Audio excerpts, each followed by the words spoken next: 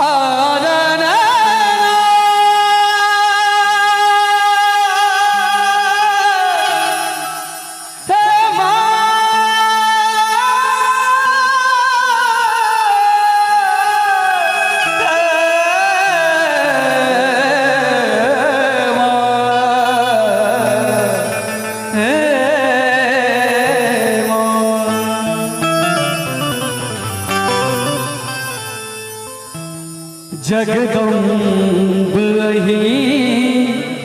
अवलंब हमर हे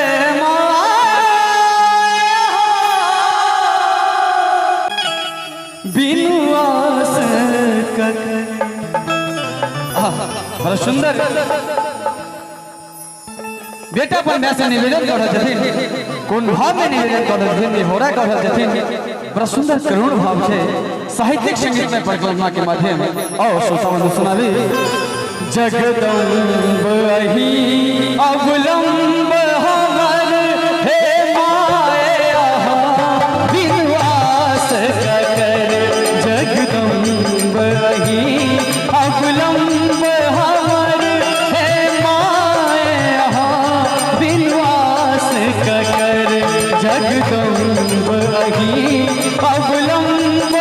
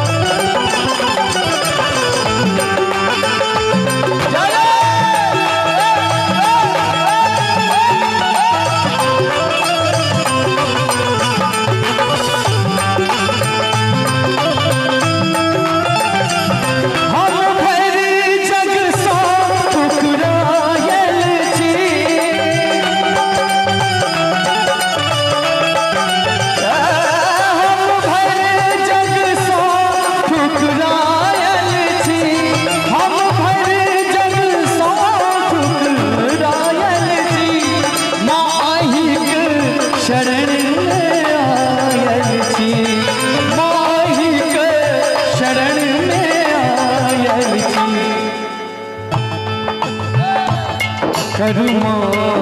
जननी अपराध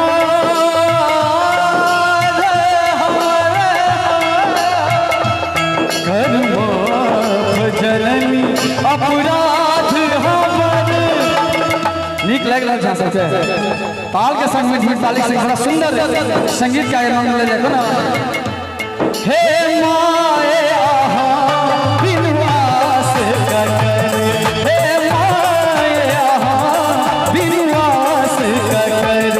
जगदम्ब अवलंब हमर, जगदम्ब अवलंब हमर हे माया बिनु आस कर, हे माया बिनु आस